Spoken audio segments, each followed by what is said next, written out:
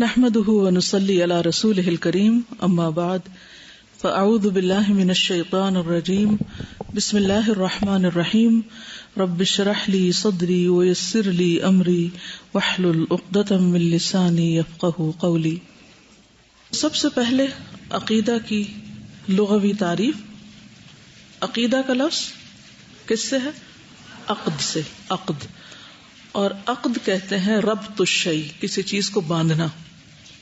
اسی سے ہے اعتقدت کذا، میں نے اس طرح کا عقیدہ اپنایا. یعنی عقیدہ کا لفظ عقد سے ہے.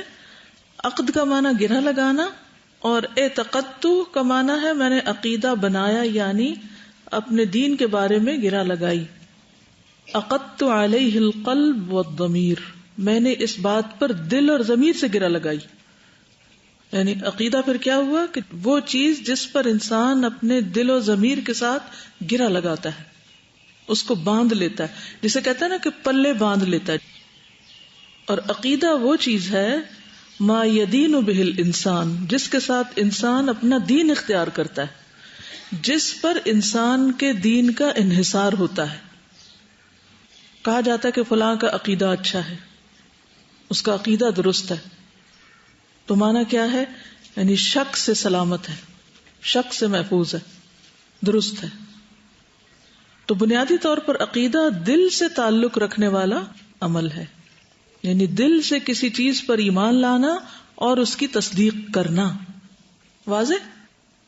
لغوی معنی سے، اصطلاحی معنی اور عملی اس کی تطبیق یا عملی امپلیمنٹیشن کس طرح ہوگی، یعنی کس طرح آپ اس کو سمجھیں گے. مثلاً اگر میں آپ سے پوچھوں یا آپ جا کے کسی سے پوچھیں کہ عقیدہ کیا ہوتا ہے، چلیے ایک چھوٹا سا سوال ہے، جا کے آپ میں سے ہر ایک اپنے بہن بھائی سے ادھر ادھر سب سے پوچھیں آپ کے خیال میں عقیدہ کیا ہوتا ہے. لوگ ہو سکتا ہے یہ بھی کہیں کہ وہ کیا ہوتا ہے، یعنی یہ بھی جواب متوقع ہے. دیکھیے پھر کل آپ انٹرسٹنگ جواب لے کر آئیے.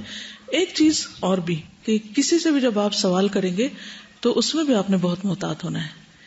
یعنی آپ نے ان سے ٹانٹنگ وے میں نہیں پوچھنا، ان کو بلیٹل نہیں کرنا کہ ہم ان کو ٹیسٹ کرنے جا رہے ہیں، ان کو آتا جاتا کچھ نہیں، ہم ذرا ان کو کچھ بتائیں. یہ نہیں، سمپل بہت. سب سے پہلے اپنی اصلاح کرنی، اپنے اندر ہمدردی لانی ہے، ہمبل ہونا ہے، اور ایک دل سوزی کے ساتھ آپ نے دوسرے سے پوچھنا ہے کہ عقیدہ کیا ہوتا ہے، تمہارے خیال میں عقیدہ کیا ہوتا ہے. پھر آگے چلتے ہیں تو مزید آپ اس میں اور سوال بھی اس کو لمبا کر سکتے ہیں کہ کیا عقیدہ ضروری ہوتا ہے اور درست عقیدہ کیا ہوتا ہے مثلاً. تو اس کے سب سے پہلے پریسائز جواب آپ کو خود آنے چاہیے کہ ہوتا کیا ہے، کیا چیز ہے عقیدہ.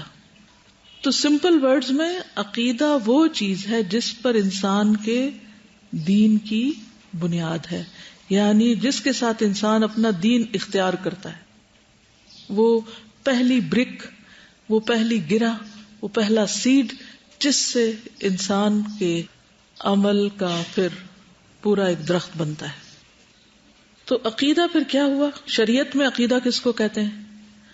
اللہ تعالی، فرشتوں، رسولوں، کتابوں، یوم آخرت اور اچھی بری تقدیر پر ایمان لانا. انہیں ایمان کے ارکان بھی کہتے ہیں. تو یہ جو ایمان کے ارکان ہیں بیسیکلی یہ عقیدہ ہے. اس میں ہم وہ ڈیفینیشن پڑھتے رہتے نا، ایمان مفصل اور ایمان مجمل، اور پھر کہتے ہیں آمنت باللہ و ملائکتہ و کتبہ و رسلہ والیوم الآخر والقدر خیرہ و شرہ من اللہ تعالی والبعث بعد الموت، آخر میں آتا ہے. ٹھیک ہے، اور اسی کی دلیل آپ کو یاد کرائی گئی آج. آمن الرسول بما انزل الیہ. اب رسولوں کا بھی عقیدہ کیا ہوگا، کس پر بیسڈ ہوگا؟ بما انزل الیہ، وحی الہی پر، من ربہ، والمؤمنون، اور سارے مومنوں کا یہی عقیدہ. کل ان، سب کے سب جو اس دین پر، دین اسلام پر، وہ کیا کریں گے؟ کل آمن، بولیے نا باپ، اسی لیے تو یاد کرایا، باللہ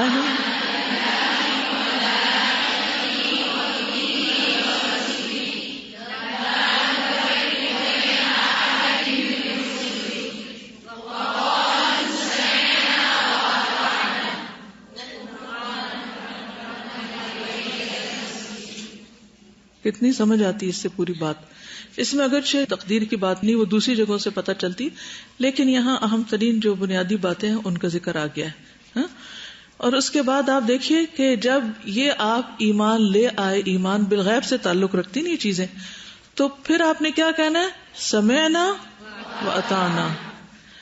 اس کے بعد کوئی غلطی ہو جائے، غفران ربنا وإلیک المصیر میں آخرت بھی آ گئی ہے انڈائریکٹلی. ٹھیک ہے، وإلیک المصیر، واپسی کا راستہ آخرت کا راستہ ہے. ٹھیک ہے. لا یکلف اللہ نفسا لہا ما وعلیہا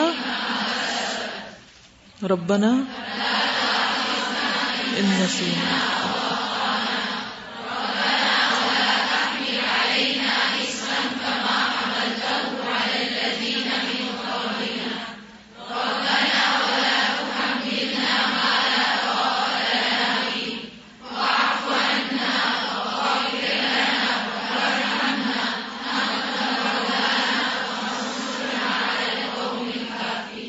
اب اس کو ایکسپلین کر سکتے ہیں نا آپ، کیوں کہا گیا کہ لا تؤاخذنا ان نسینا واخطانا. جتنا بھی علم ہو کہیں نہ کہیں بھول چوک ہو جاتی، اور پھر عقیدے کی وجہ سے مشکلات بھی آتی ہیں. پچھلے لوگوں کا، پچھلی امتوں کا کیا حال ہوا؟ نبی صلی اللہ علیہ وسلم کی مخالفت کس بنا پر ہوئی؟ اگر آپ صرف اچھے اخلاق کی تعلیم دیتے جس پر آپ دور نبوت سے قبل اس چیز پر خود بھی تھے تو کچھ مشکل نہیں تھی. سارا مکہ آپ کا شدائی تھا، الصادق الامین، سب آپ کی بہت تعریف کرتے تھے. لیکن جو ہی آپ نے عقیدے کی بات شروع کی کہ لوگوں لا الہ الا اللہ کہو، تو وہی چاہنے والے مخالف ہو گئے. ولا تحملنا ما لا طاقت لنا بہ، اور ایک حد تک ہی ہم اس بوجھ کو اٹھا سکتے ہیں. واعف عنا واغفر لنا وارحمنا انت مولانا، پھر رجوع اللہ کی طرف ہے. فانصرنا علی القوم الکافرین. جو یہ عقیدہ نہیں رکھتے پھر وہ دوسرا گروہ بن جاتے. تو بیسیکلی انسان دو حصوں میں ہے، ایک وہ جو توحید کے اوپر ہیں اور ایک وہ جو توحید پر نہیں ہے. ٹھیک. اب یہ ہے کہ شریعت کی دو بنیادی قسمیں ہیں. اس میں ایک عقیدے سے متعلق ہے جو بنیاد ہے، اور دوسری اعمال سے متعلق ہے. یعنی جن چیزوں کا اللہ نے ہم کو مکلف قرار دیا ہے اس میں ایک کا تعلق دل سے ہے اور دوسرے کا تعلق باقی جوارح سے. کل میں ایک کتاب کا ذکر کر رہی تھی نا، فقہ القلوب، 4 والیوم کی کتاب ہے. میں ایک خاتون مفسر کہہ لیں ان سے ملنے کے لیے گئی تھی جدہ میں. مجھے پتہ چلا تھا کہ بہت زبردست علم ہے ان کے پاس. جب بھی مجھے کسی کے بارے میں پتہ چلتا ہے تو مجھے شوق ہوتا ہے کہ میں بھی پہنچوں اور ملوں، دیکھوں، جانوں، سیکھوں. تو ان سے ملاقات پر انہوں نے وہ کتاب مجھے دی. تو کتاب کا حق یہ ہوتا ہے کہ جو ہی ملے تو ایک دفعہ اس کی زیارت ضرور کر لیں. ایک گیسٹ کی طرح ہوتا ہے، ایک مہمان کی طرح ہوتی ہے آپ کے پاس. تو آپ ایک دفعہ اس کا حال چال پوچھ لیں کہ بھئی اس کے آگے پیچھے کیا ہے. تو بہرحال میں نے فوراً ہی اس کو کھول کے دیکھنا شروع کیا.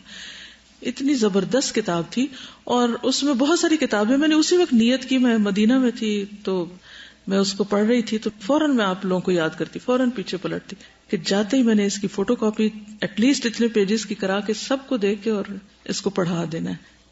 اس کا جو مین تھیم ہے وہ یہ کہتے ہیں کہ جو انسان کے جوارح ہیں، یہ جوارح ہمارا ہاتھ، پاؤں، آنکھ، کان، ناک، جو باقی جسم ہے، دل کے علاوہ باقی سارا جسم جو ظاہر جسم ہے، جن سے ہم اپنے اعمال سر انجام دیتے ہیں. اس پر بہت کتابیں لکھی گئی ہیں کہ نماز کیسے پڑھنی چاہیے اور کون سا کام کرنا کیسے چاہیے، کھانا کیسے کھانا چاہیے، پینا کیسے چاہیے، اور ظاہری اعمال پر بہت توجہ ہے. اور اس فقہ پر بہت کچھ لکھا بھی گیا. لیکن یہ سارے اعمال اس وقت تک قابل قبول نہیں جب تک دل درست نہیں، فقہ القلب نہیں پتا آپ کو. تو عقیدے کا تعلق فقہ القلوب سے ہے بیسیکلی، کہ دل کا کیا عالم ہے. اگر بنیاد ہی درست نہیں تو اوپر جتنی مرضی بڑی عمارت ہو سب ڈھہ جائے گی. اس لیے اس کا درست ہونا بہت ضروری ہے. تو انشاءاللہ موقع ملا تو میں نے ٹھانی ہوئی، انشاءاللہ نیت کی ہوئی ہے کہ اس کو پڑھانا ہے تاکہ آپ کو مزید اہمیت واضح ہو جائے کہ انسان اپنے دل ہی کے ہاتھوں کیسے کیسے دھوکے کھاتا ہے اور انسان کو خود بھی پتہ نہیں چلتا. اور اگر اس کی سمجھ آ جائے اور اس کی اصلاح ہو جائے باقی ساری چیزیں پھر آسان ہو جاتی ہیں. تو جو شریعت نے جن کاموں کا ہم کو مکلف قرار دیا ہے وہ 2 حصوں میں بانٹے جا سکتے ہیں.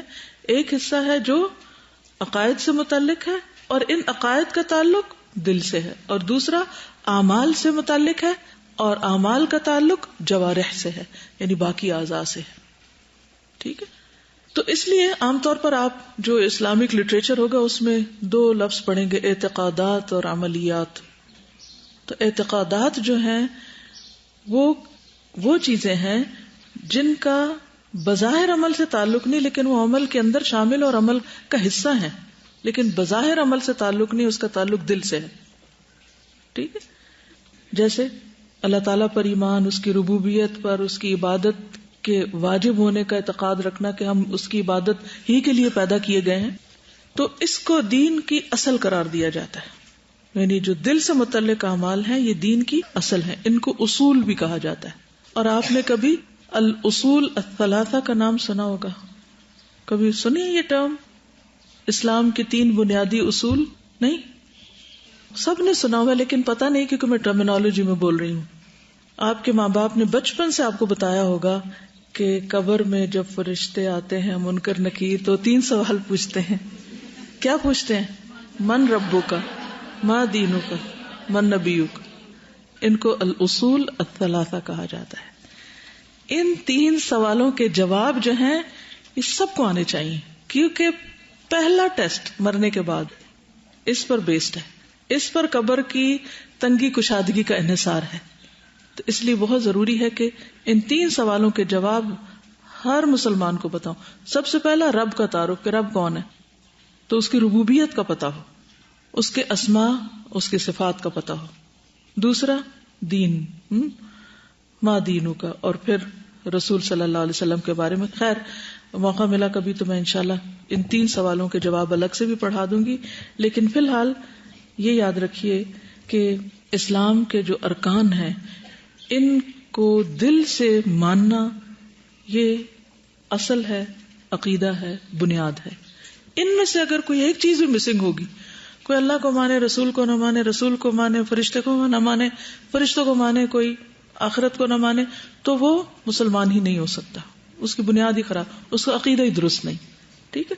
اور پھر اگلا ہے کہ ماننے کا مطلب کیا ہے. نمبر 1 تو ماننا، اور پھر یہ کہ کیسے ماننا، اس میں کیا ہونا چاہیے اور کیا نہیں ہونا چاہیے. ڈوز اینڈ ڈونٹس دونوں پتہ ہونے چاہیے کہ کیا کیا اس ماننے کے اندر ہے اور کیا کیا اس کے اندر نہیں ہے. تو وہ جب دونوں کو الگ کریں گے تو پھر وہ صاف ستھرا خالص عقیدہ آپ کے اندر آئے گا. اور عملیات سے متعلق کیا چیزیں، عمل سے متعلق جن کو عام طور پر ہم عبادات کا نام دے دیتے ہیں، نماز، روزہ، حج، زکوٰۃ، یہ عملیات ہیں. ٹھیک ہے، عمل سے متعلق ہیں. ان کو فروع بھی کہا جاتا ہے، فرعی اعمال کہا جاتا ہے. اصل بنیاد عقیدہ اور فرعها عبادات. مثلا کلمۃ طیبۃ کشجرۃ طیبۃ اصلها ثابت، عقیدہ درست، وفرعها فی السماء. تب نتیجہ کیا آتا ہے؟ تؤتی اکلها کل حین. اس کے عمل میں پھر کنٹینیوٹی ہوتی ہے، دوام ہوتا ہے. جب عقیدہ درست ہوتا ہے اور جب اعمال درست ہوتے ہیں پھر وہ بینیفیشل انسان ہوتا ہے دوسروں کے لیے. تؤتی اکلها کل حین باذن ربها، موسٹ پروڈکٹیو انسان، کیونکہ وہ سب کچھ اللہ کے لیے کر رہا ہے. اس کو تعریف مل رہی ہے تب بھی کر رہا ہے، اسے تنقید مل رہی ہے تب بھی کر رہا ہے، اس کے لیے تنگی ہے تب بھی کر رہا ہے، خوشی کا حال ہے تب بھی کر رہا ہے، کیونکہ اس نے اپنے رب کو پا لیا ہے اور وہ ہر چیز سے اوپر اٹھ گیا ہے، اس لیے اس کے عمل میں دوام ہے. اور صحابہ کرام کی خوبی یہی تھی کہ انہوں نے ایسا دین پایا تھا کہ جس کے بعد نبی صلی اللہ علیہ وسلم دنیا سے چلے بھی گئے تو ان کے عمل میں رتی برابر بھی کمی نہیں آئی اس طرح کہ وہ اپنے مشن سے پھر گئے ہوں. اللہ یہ کون پھرے تھے؟ پھرنے والے کون تھے؟ مرتدین کون تھے؟ جن کا ایمان مضبوط نہیں تھا، وہ یا قبیلے کی وجہ سے یا دیکھا دیکھی یا کچھ فائدوں کے لیے مسلمان ہوئے تھے، یا ایک ڈر کی وجہ سے کہ حضور صلی اللہ علیہ وسلم نے مکہ فتح کر لیا تھا اور اٹ واز انڈرسٹوڈ کہ جو مکہ کی کنجی جس کے پاس کعبہ کی ہے وہی سب کو ایک طرح سے رول کرے گا، تو وہ پھر ایک طرح سے مغلوب ہو گئے تھے بیسیکلی. اور نبی صلی اللہ علیہ وسلم کی وفات کے بعد پھر انہوں نے سر اٹھا لیا. پھر حضرت ابوبکر صدیق نے ان کی سرکوبی کی اور دین کو ایک طرح سے جو اللہ کے رسول صلی اللہ علیہ وسلم نے قائم کیا تھا اس کو مزید آگے بڑھایا. اور پھر یہ عقیدہ دو طرح کا ہوتا ہے، ایک فاسد عقیدہ ہوتا ہے اور ایک صحیح عقیدہ ہوتا ہے. صحیح عقیدہ تو وہ ہے جو وحی الہی پر مبنی ہو، اور فاسد عقیدہ وہ ہے جو محض انسان کی ظن و تخمین یا عقل یا لوگوں کی باتوں پر، قول اقوال پر مبنی ہو. تو صحیح عقیدہ کیا ہوا؟ جس پر دین قائم ہے اور جس کے مطابق عمل قبول ہوتے ہیں، یعنی وہ بیج جس سے درخت پھوٹتا ہے. اگر بیج خراب ہو جائے، آج کل موسم بڑا اچھا ہے، بارشیں ہو رہی ہیں، لوگ بڑے خوش ہیں، لیکن آپ کو پتا ہے کسانوں کو کتنی پریشانی ہے، جن کی فصلیں ہیں، زمینیں ہیں، جن کی گندم گیلی ہو رہی ہے. تو میں اپنی والدہ سے صبح پوچھ رہی تھی کہ اس سے کیا فرق پڑتا ہے، گندم گیلی ہو جائے تو سوکھ جائے گی. تو کہنے لگی کہ جب گیلی ہوتی ہے تو پھول جاتی ہے، اس میں بو پڑ جاتی ہے، وہ کھانے کے قابل نہیں رہتی. تو بیج خراب ہو گیا نا، اب وہ دوبارہ اگنے کے قابل بھی نہیں رہے گی، یہ بیج خراب ہو گیا. تو جب عقیدہ خراب ہو جائے تو اخلاق بھی خراب اور عبادات بھی خراب اور سارے اعمال بگڑ جاتے ہیں. ان میں نہ وہ خوبصورتی ہوتی ہے، نہ وہ خوشبو ہوتی ہے، نہ وہ پھر طاقت دیتے ہیں انسان کو، اور نہ ہی وہ آخرت میں کوئی اس کے لیے فائدہ مند ہوتے ہیں. سورۃ الکہف میں اللہ تعالیٰ فرماتے ہیں فَمَنْ كَانَ يَرْجُو لِقَاءَ رَبِّهِ فَلْيَعْمَلْ عَمَلًا صَالِحًا. کس طرح کے عملا صالحا؟ وَلَا يُشْرِكْ بِعِبَادَةِ رَبِّهِ أَحَدًا، یعنی اس کے عبادت میں کوئی اور شریک نہ ہو. بت وغیرہ تو دور کی بات ہے، کوئی اور انسان بھی شریک نہ ہو، یعنی کسی کی تعریف یا کسی کو خوش کرنے کے لیے انسان کوئی کام نہ کر رہا ہو، بلکہ اللہ ہی کے لیے کرے، کیونکہ اللہ نے پیدا اس لیے کیا ہم کو، یعنی کمپلیٹ ایلیمینیشن آف شرک. یہ سورۃ الکہف کی آخری آیت ہے 110. سورۃ الزمر آیت 65 میں اللہ تعالیٰ فرماتے ہیں وَلَقَدْ أُوحِيَ إِلَيْكَ وَإِلَى الَّذِينَ مِن قَبْلِكَ لَئِنْ أَشْرَكْتَ لَيَحْبَطَنَّ عَمَلُكَ وَلَتَكُونَنَّ مِنَ الْخَاسِرِينَ. حالانکہ تمہاری طرف یہ وحی کی جا چکی ہے. کس کی طرف؟ نبی صلی اللہ علیہ وسلم کی طرف، اور ان لوگوں کی طرف بھی، یعنی پیغمبروں کی طرف جو گزشتہ تھے، جو تم سے پہلے تھے. کیا کہ اگر تم نے شرک کیا تو تمہارے عمل برباد ہو جائیں گے. یہ کن سے کہا جا رہا ہے؟ سارے انبیاء سے کہا جا رہا ہے، سارے لوگوں سے کہا جا رہا ہے، اور تم نقصان اٹھانے والوں میں شامل ہو جاؤ گے. یعنی اللہ تعالیٰ نے اتنی واضح طور پر یہ بات بتا دی کہ اگر کسی کے بھی عمل میں شرک ہوا، یعنی کسی کے اندر بھی اگر ذرے برابر شرک ہوا، تو اس کے باقی اعمال قبول نہیں ہوں گے. اس لیے اگر ظاہری طور پر لوگ بہت کچھ بھی کر رہے ہوں، بڑے بڑے چیریٹی کے کام اور زمین آسمان کے خلابے ملا دیں، لیکن اگر انہوں نے اپنے رب کو نہیں پایا، اس کی قدر نہیں کی، اس کو نہیں پہچانا، اور اپنی زندگی کا مقصد نہیں پایا. مقصد کیا ہے؟ وَمَا خَلَقْتُ الْجِنَّ وَالْإِنسَ إِلَّا لِيَعْبُدُونَ. اور کیسی عبادت؟ جیسے میں نے کہا تھا نا کہ کیا کرنا اور کیا نہیں کرنا. عبادت تو کرنا ہے، بہت سے لوگ عبادت کر رہے ہیں دنیا میں، ہر شخص کسی نہ کسی طرح عبادت میں لگا ہوا ہے، کسی بھی مذہب کا پیروکار، اس کے عبادت کے طریقے موجود ہیں. لیکن فرق کہاں آ جاتا ہے؟ وَلَا يُشْرِكْ بِعِبَادَةِ رَبِّهِ أَحَدًا میں آتا ہے کہ وہاں ان کے ہاں مسئلہ کیا ہے کہ وہ اللہ کی عبادت تو کرتے ہیں، بھگوان کو مانتے ہیں، لیکن ساتھ دوسروں کو بھی ملا لیتے ہیں. یہاں مشکل ہو جاتی ہے، پھر تو اس کو ختم کرنا ہے.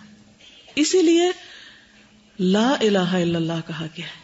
پہلے نفی کی گئی، پھر ثبوت دیا گیا اللہ کی عبادت کا. پھر سورۃ الزمر کی آیت نمبر 2 اور 3 میں آتا ہے فَاعْبُدِ اللَّهَ مُخْلِصًا لَهُ الدِّينَ أَلَا لِلَّهِ الدِّينُ الْخَالِصُ. تم خالصتاً اللہ ہی کی عبادت کرو، دین کو اس کے لیے خالص کرتے ہوئے. یاد رکھو بندگی خالصتاً اللہ ہی کا حق ہے. أَلَا لِلَّهِ الدِّينُ الْخَالِصُ. دین یہاں عمل یا عبادت کے معنوں میں آ رہا ہے. خالص دین یا خالص عبادت اللہ کا حق ہے، تو اس کو ادا کرنا ضروری ہے. پھر اسی طرح سورۃ البینہ میں بھی آتا ہے وَمَا أُمِرُوا إِلَّا لِيَعْبُدُوا اللَّهَ مُخْلِصِينَ لَهُ الدِّينَ. خالی عبادت نہیں کافی، مخلصین لہ الدین، دین کو اس کے لیے خالص کرنا ضروری ہے. کہ ہر کام صرف اس کے لیے ہو، خواہ وہ سجدہ ہو، خواہ وہ دعا ہو، ایاک نعبد و ایاک نستعین، یا پھر کوئی بھی اور زندگی کے معاملات جس میں انسان کسی کو بھی فائدہ پہنچائے تو اس کی جزا اپنے رب سے چاہے. تو ان سب آیات سے اب ایک ہی بات پتہ چلتی ہے کہ اگر انسان کی عبادت میں شرک پایا جائے تو اس کے عمل قبول نہیں ہوتے. اور تمام انبیاء کو اگر آپ دیکھیں، ہر رسول نے آ کر سب سے پہلا پیغام لوگوں کو کیا دیا؟ لوگوں نماز پڑھو. کس چیز کا پیغام دیا؟ سب لا الہ الا اللہ کا دیا. اللہ سبحانہ وتعالیٰ سورۃ النحل میں فرماتے ہیں 36 وَلَقَدْ بَعَثْنَا فِي كُلِّ أُمَّةٍ رَسُولًا أَنِ اعْبُدُوا اللَّهَ وَاجْتَنِبُوا الطَّاغُوتَ. یاد رکھیے ہر جگہ ڈوز اینڈ ڈونٹس دونوں آئیں گے، کیا کرنا اور کیا نہیں کرنا، کیونکہ صرف ایک چیز، صرف ایک سٹیٹمنٹ سے بات ثابت نہیں ہوتی جب تک اس کا اپوزٹ نہ بتایا جائے کہ کیا نہیں کرنا. ترجمہ کیا ہے کہ ہم نے ہر امت میں رسول مقرر کیے، بھیجے، اور انہوں نے جا کے سب نے ایک ہی پیغام دیا، ان اعبدوا اللہ، کہ لوگو اللہ کی عبادت کرو، اور واجتنبوا الطاغوت، طاغوت سے اجتناب کرو. طاغوت کیا ہے؟ اللہ کے سوا ہر وہ قوت، ہر وہ چیز چاہے چھوٹی ہو یا بڑی جو اللہ کی عبادت سے روکے یا اس سے انسان کا رخ پھیرے، اپنی طرف موڑے، چاہے وہ کوئی ایسا شخص ہی کیوں نہ ہو جو آپ سے اللہ کی محبت سے بڑھ کر محبت چاہے. والذین آمنوا اشد حبا للہ. ہر اس کی پھر آگے ڈیٹیل میں بعد میں جائیں گے کہ طاغوت میں کون کون آتا ہے اور کس طرح طاغوت، یعنی طاغوت بیسیکلی کیا؟ سرکش قوت، کہ کوئی بھی قوت جو اللہ کے مقابلے میں آپ کو اپنی بندگی کی طرف بلائے، اپنی بات ماننے کے لیے کہے، تو اس کا انکار کرنا ہے کہ جی یہ اللہ کا حکم ہے، یہ میرے لیے ماننا ضروری ہے. تو پیغمبروں نے سب سے پہلے لوگوں کے عقیدے کی اصلاح کی، ایک اللہ کی عبادت کی طرف ان کو بلایا، اور اس کے علاوہ سب کی عبادت سے، بندگی سے روک دیا. سورۃ الاعراف آیت نمبر 59، 65، 73، 85 آپ سب نے پڑھی ہوگی، دوبارہ چیک بھی کر لیجئے. سب پیغمبروں نے آ کے کیا کہا؟ اعبدوا اللہ ما لکم من الہ غیرہ، لوگو اللہ کی عبادت کرو، اس کے سوا تمہارا کوئی بھی الہ نہیں، کوئی معبود ہے ہی نہیں. اور باللہ کیا ہوتا ہے انشاءاللہ اس لفظ کی بھی ڈیٹیل آگے چل کے بتائیں گے آپ کو، لیکن فی الحال ہم سب کو معلوم ہے کہ ہم معبود کے معنی جس کی عبادت کی جاتی ہے. تو ما لکم من الہ غیرہ، اس کے سوا کوئی معبود ہے ہی نہیں کہ جس کو عبادت کا حق ہو، کہ انسان اللہ کو چھوڑ کے اس کی غلامی یا بندگی یا اس کی خواہشات کے پیچھے چلے، یہ نہیں ہو سکتا.